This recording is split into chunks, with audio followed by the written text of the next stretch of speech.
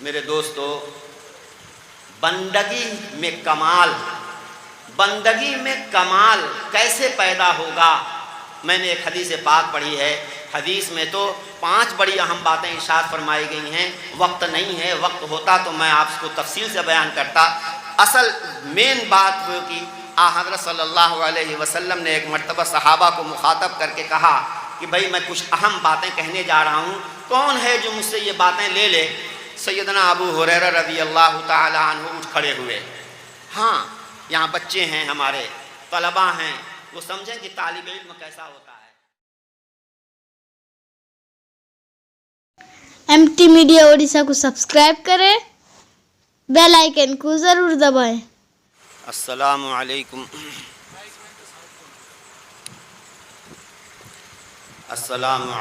ورحمۃ اللہ وبرکاتہ۔ الحمد للہ کفا وسلام علی عبادہ الذین اصطفیٰ، اما بعد فاعوذ باللہ من الشیطان الرجیم، بسم اللہ الرحمن الرحیم، وما خلقت الجن والانس الا لیعبدون، صدق اللہ العظیم۔ وقال النبی صلی اللہ علیہ وسلم، اتق المحارم تکن اعبد الناس، او کما قال علیہ الصلاۃ والسلام۔ محترم و مکرم حضرات علماء کرام، بزرگوں، عزیز دوستوں اور بھائیوں، اور ہماری آواز سننے والی معزز ماؤں، بہنوں اور پیاری بچیوں، جامعہ عمر فاروق کا یہ سالانہ جلسہ اور حفاظ کرام کی دستار بندی کی یہ تقریب ہے، یہ میری خوش قسمتی ہے کہ مجھے یہاں بعض دوستوں کی کرم فرمائی اور ان کی محبت کے نتیجے میں حاضری کی سعادت ملی ہے۔ آپ حضرات بہت دیر سے معزز اور موقر حضرات علماء کرام کے پرمغز بیانات سن رہے ہیں، اور جلسے کا وقت بھی تقریباً ختم ہونے کو ہے، اس لیے میں کوئی لمبی گفتگو نہیں کروں گا۔ میں نے جو آیت کریمہ پڑھی ہے اسی کا ایک استحضار کہ اللہ پاک ہم سے کیا کہہ رہے ہیں، ہماری اوقات کیا ہے۔ اگر آدمی اپنی اوقات پہچان کر اپنی اوقات میں رہے تو اس سے بڑھیا کچھ نہیں، دنیا کی بھی کامیابی اور آخرت کی بھی کامیابی۔ اللہ پاک نے ارشاد فرمایا کہ میں نے جنات و انسان کو صرف اور صرف اس لیے پیدا کیا ہے کہ وہ میری مان کر چلیں۔ میں نے جنات و انسان کو صرف اور صرف اس لیے بنایا ہے کہ وہ میری مان کر کے چلیں، اپنی منمانی نہ کریں، اپنی خواہش نفس کے پیچھے نہ بھاگیں، میں ان سے جو چاہتا ہوں، جس طرح چاہتا ہوں وہ کریں، اس طرح کریں۔ ہماری اوقات اور ہماری حیثیت میرے دوستو ہے بندگی۔ بندگی کے لیے اللہ پاک نے ہمیں پیدا فرمایا ہے، اور بندگی کیا چیز ہے؟ آپ اس کو سیدھے لفظ میں غلامی کہہ سکتے ہیں۔ بندگی یعنی غلامی۔ آج کے زمانے میں غلام کی صحیح حیثیت اور صحیح اس کی حقیقت ہمارے ذہنوں میں نہیں ہے، کیونکہ اسلام اس بات کو پسند ہی نہیں کرتا کہ کوئی انسان کسی دوسرے انسان کا ایسا غلام بن جائے کہ صاحب جیسے گورو، بھینس، بکری کا آدمی مالک ہوتا ہے، اس طرح انسان کا مالک بن جائے اور وہ اس کا مملوک بن جائے، اس کی اپنی کوئی مرضی نہ ہو، آقا اس کا جب چاہے اسے بیچ دے، جو چاہے اس سے خدمت لے، جو چاہے کھلائے، جتنی چاہے سختی کرے، نہیں، یہ انسانی حقوق کے خلاف ہے۔ انسان سارے کے سارے انسان ہونے کی حیثیت سے ایک آدم کی اولاد ہیں، اور بحیثیت انسان کے ہر انسان محترم ہے۔ کسی انسان کی تحقیر کرنا، اس کو ذلیل کرنا، اس کو بے ویلو کرنا، کسی کو یہ اجازت نہیں ہے، چاہے وہ کتنا ہی اونچے شریف خاندان کا ہو، چاہے وہ کتنا ہی مالدار ہو، چاہے وہ عہدے کی حیثیت سے کتنا ہی اونچی حیثیت کا مالک ہو۔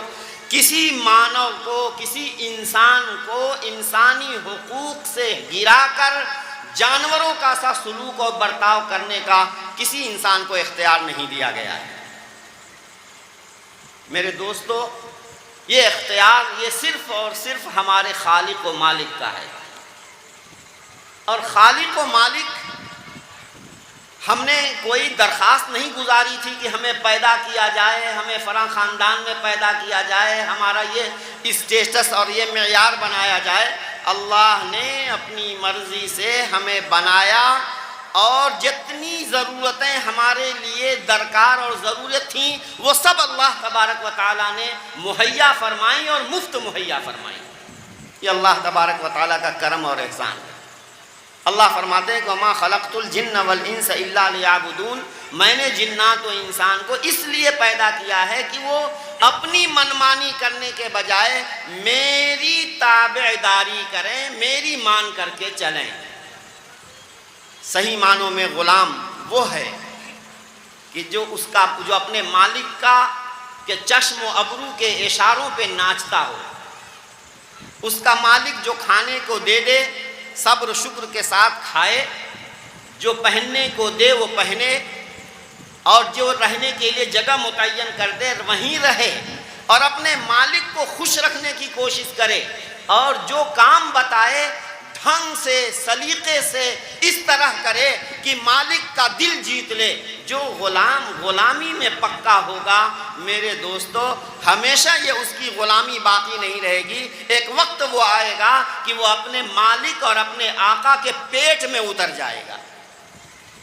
اگر بندہ بندگی میں کمال پیدا کر لے، بندہ بندگی میں کمال پیدا کر لے، تو کوئی وجہ نہیں ہے کہ مالک کی نظر میں معزز اور محترم نہ ہو جائے۔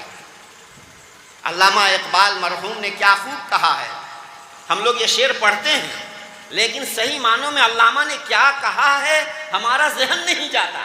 اللہ تبارک و تعالیٰ نے ہماری جو اوقات، ہماری جو حیثیت رکھی ہے، اس کی ترجمانی کی ہے علامہ اقبال رحمہ اللہ نے۔ خودی کو کر بلند اتنا، خودی کو کر بلند اتنا کہ ہر تقدیر سے پہلے خدا بندے سے خود پوچھے بتا تیری رضا کیا ہے۔ اپنی اوقات کو سمجھ کر، اپنی اوقات میں رہ کر اپنے مالک کی تم اس قدر تابعداری کرو، اپنے مالک کی اس قدر فرما برداری کرو کہ تم بلند سے بلند ہو جاؤ، اور اپنے مالک کی نظر میں تمہاری وہ وقعت، وہ عظمت، وہ حیثیت ہو جائے کہ تقدیر لکھنے کے وقت وہ تم سے پوچھے بتا تیری رضا کیا ہے، تیری منشا اور تیری خواہش کے مطابق میں تقدیر لکھتا ہوں۔ غلام بندہ اس کو کہتے ہیں۔ محمود غزنوی کا غلام تھا ایاز۔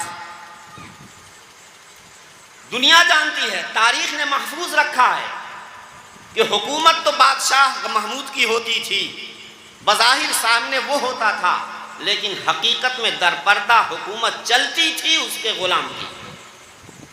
بڑے بڑے امور میں، اہم امور میں اپنے اس غلام سے مشورہ کر کے بادشاہ کوئی فیصلہ کرتا تھا۔ کیوں؟ اس لیے کہ اس غلام کی تابعداری نے، اس کی عقل مندی نے، اس کی سوجھ بوجھ نے، اور آقا کے چشم و ابرو کے مطابق اس کے مزاج کو سمجھ کر اس قدر اس نے اپنا مقام پیدا کر دیا تھا کہ وہ اپنے مالک کے پیٹ میں اتر گیا تھا اور جو چاہتا تھا جیسے چاہتا تھا مالک ویسے ہی کرنے پر مجبور ہوا کرتا تھا۔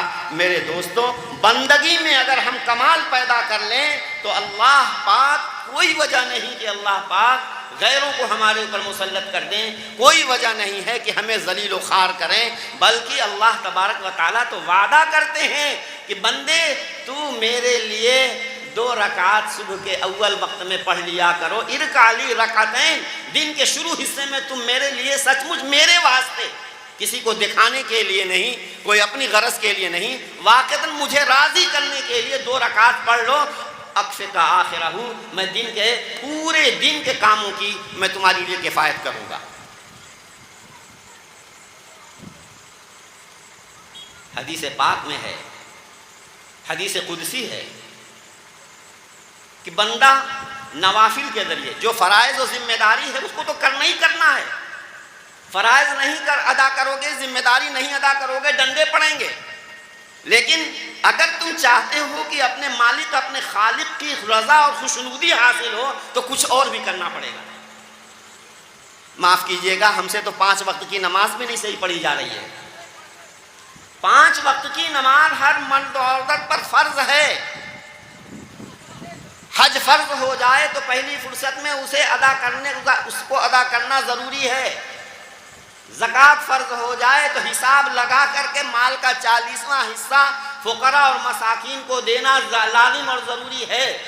تو جو فرائض ہیں ان سے تو چارہ کار ہی نہیں ہے، وہ تو کرنے ہی کرنے ہیں۔ فرائض کی ادائیگی پر مالک کی خوشی حاصل نہیں ہوگی جتنی کہ نوافل کی ادائیگی پر مالک کی خوشی حاصل ہوگی۔ اللہ پاک فرماتے ہیں کہ بندہ برابر نوافل کے ذریعے میرا قرب حاصل کرتا ہے، میرے قریب ہوتا رہتا ہے، اور اتنا قریب ہو جاتا ہے کہ میں اس کا ہاتھ بن جاتا ہوں جس سے وہ پکڑتا ہے، میں اس کی آنکھ بن جاتا ہوں جس سے وہ دیکھتا ہے، میں اس کا پیر بن جاتا ہوں جس سے وہ چلتا ہے، میں اس کا کان بن جاتا ہوں جس سے وہ سنتا ہے۔ مطلب کیا ہے؟ مطلب یہ ہے کہ ہر لحظہ ہر لمحہ میری توفیق اس کے ساتھ شامل حال ہو جاتی ہے۔ جو بندہ چاہتا ہے میری طرف سے اسباب مہیا کر دیے جاتے ہیں اور بلا کسی مشقت کے آسانی سے پھوکے سارے کام اس کے ہوتے چلے جاتے ہیں۔ اللہ والوں کو ہم دیکھتے ہیں کہ اللہ والوں کے کام ایسے ہی بنتے ہیں، وہ دنیا کے پیچھے بھاگتے نہیں ہیں، دنیا کے پیچھے وہ بھاگتے نہیں ہیں۔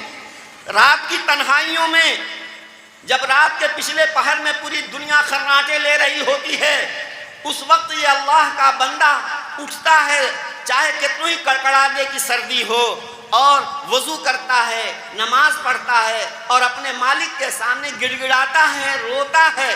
ان رات کی آخر پہر میں یہ جو عبادتیں اس کی ہیں، اس عبادتوں کا یہ اثر ہوتا ہے کہ ایک تو اس کی پیشانی پہ عبادت کا نور چمکتا ہوا ہوتا ہے، اور دوسرے اس کے تمام کام خود بخود بنتے چلے جاتے ہیں، کیونکہ اس نے ایسے وقت میں اپنے خالق کو راضی کرنے کی کوشش کی ہے کہ وہ اس کے آرام کا وقت تھا، اس کی جو ہے بستر پہ سونے کا وقت تھا، لیکن اس نے اپنے خالق کی رضا حاصل کرنے کے لیے اٹھ کر کے اپنے مالک سے کچھ راز و نیاز کی اب عادت بنا لی ہے، جس کے نتیجے میں اللہ تبارک و تعالی اس کو نوازتے ہیں۔ میرے دوستو، وما خلقت الجن والانس الا لیعبدون، میری مان کر کے چلو۔ زندگی کے ہر میدان میں عبادات جو ہیں وہ تو کرنے ہی کرنے ہیں، اس کے علاوہ معاملات، گھر کا رہن سہن، ماں باپ کے حقوق، بھائی بہنوں کے حقوق، بیوی کے حقوق، بچوں کے حقوق۔ میرے دوستو، ہم بندوں کی حقوق کی ادائیگی میں بہت کچے ہیں، بہت کچے ہیں، بہت کچے ہیں۔ ہم چاہتے ہیں کہ ہماری اولاد ہمارا کہا مانے، ہماری مٹھی میں رہے۔ بے شک ہمارا حق ہے اولاد پر، لیکن کیا اولاد کا ہمارے اوپر حق نہیں ہے؟ جس وقت اس اولاد کی تربیت کی ضرورت تھی، اس وقت ہم نے اس اولاد کی طرف سے مجرمانہ غفلت اختیار کی۔ غفلت ہی نہیں، مجرمانہ غفلت برتی۔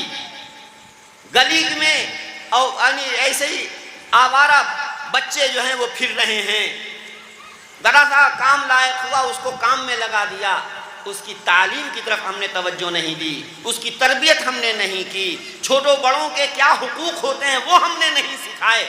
اگر ہم نے شروع سے اس کو مکتب میں ڈالا ہوتا، جامعہ عمر فاروق میں ڈالا ہوتا، کسی مدرسے میں ڈالا ہوتا، اسکول میں ڈالا ہوتا، شروع سے میرے بچوں کو اگر ہم نے اپنے بچوں کو دین کی تعلیم پر کی جانب متوجہ کیا ہوتا، بعد میں ہم اس کو عصری تعلیم بھی دلاتے، تو وہ ایک شریف انسان کا بچہ بن کر کے شرافت کے ساتھ، شرافت کا نمونہ بن کر کے دنیا میں بھی ترقی کرتا، لوگ دیکھتے کہ مسلمان ایسا ہوا کرتا ہے۔ میرے دوستو، بندگی میں کمال کیسے پیدا ہوگا؟ میں نے ایک حدیث پاک پڑھی ہے، حدیث میں تو 5 بڑی اہم باتیں ارشاد فرمائی گئی ہیں، وقت نہیں ہے، وقت ہوتا تو میں آپ کو تفصیل سے بیان کرتا۔ اصل مین بات وہ کہ حضرت صلی اللہ علیہ وسلم نے ایک مرتبہ صحابہ کو مخاطب کر کے کہا کہ بھائی میں کچھ اہم باتیں کہنے جا رہا ہوں، کون ہے جو مجھ سے یہ باتیں لے لے؟ سیدنا ابو ہریرہ رضی اللہ تعالی عنہ اٹھ کھڑے ہوئے۔ ہاں، یہاں بچے ہیں، ہمارے طلباء ہیں، وہ سمجھیں کہ طالب علم کیسا ہوتا ہے۔ حضرت ابو ہریرہ رضی اللہ تعالی عنہ نبی کریم صلی اللہ علیہ وسلم کے مدرسہ جو صفہ پر چلتا تھا، جس کا کوئی باقاعدہ نظام نہیں تھا، جس میں باضابطہ مطبخ نہیں تھا، بلکہ کاشتکار مسلمان اپنے کھجور کے موسم میں، پھل کے موسم میں کچھ خوشے لا کر کے لٹکا دیتے تھے، اور یہ لوگ اس میں سے ضرورت کے بقدر توڑ کر کے 2-4 کھجوریں کھا لیتے تھے، پانی پی لیا کرتے تھے، اسی پر گزارا ہوتا تھا۔ اور اگر موسم نہیں ہے تو کچھ بھی نہیں ہوتا تھا، کئی دن فاقے کرتے رہتے تھے یہ طلباء۔ یہی حضرت ابو ہریرہ رضی اللہ تعالیٰ عنہ کہتے ہیں کہ میں منبر شریف اور حجرہ شریف کے درمیان بے ہوش ہو کر کے گر پڑتا تھا۔ لوگ سمجھتے تھے کہ ابو ہریرہ پر مرگی کا دورہ پڑا ہے، اس کے علاج کے لیے میری گردن کی رگ پر پیر سے دبایا کرتے تھے، گردن کی رگ کو، یہ علاج تھا۔ کہتے ہیں خدا کی قسم وہ مرگی کا دورہ نہیں ہوتا تھا، وہ بھوک کی بےتابی ہوتی تھی، بے ہوش ہو کر کے، برداشت نہ ہو سکنے کی وجہ سے بے ہوش ہو کر کے گر پڑتا تھا۔ اس طریقے سے میرے دوستو حضرت ابو ہریرہ رضی اللہ تعالیٰ عنہ نے پڑھا ہے، اور اتنا زیادہ پڑھا ہے کہ کون مسلمان ہے جو ابو ہریرہ کے نام نامی سے واقف نہ ہوگا۔ فضائل اعمال کی تعلیم میں، منتخب احادیث کی تعلیم میں روزانہ حضرت ابو ہریرہ رضی اللہ عنہ روایت کرتے ہیں، حضرت ابو ہریرہ رضی اللہ عنہ روایت کرتے ہیں۔ بات یہ ہے، انہوں نے فاقہ کیا، تنگی ترشی کی، مدینے میں آ کر کوئی گھر نہیں بنایا، شادی نہیں کی، تجارت اور دکان اور کھیتی باڑی کا سلسلہ نہیں پڑا۔ مقصد صرف یہ تھا کہ 24 گھنٹے سرکار کی نظروں میں رہیں، سرکار جو کہیں وہ ابو ہریرہ اپنے کان سے سنیں، جو کریں ابو ہریرہ اپنی آنکھ سے دیکھیں اور امت تک پہنچائیں۔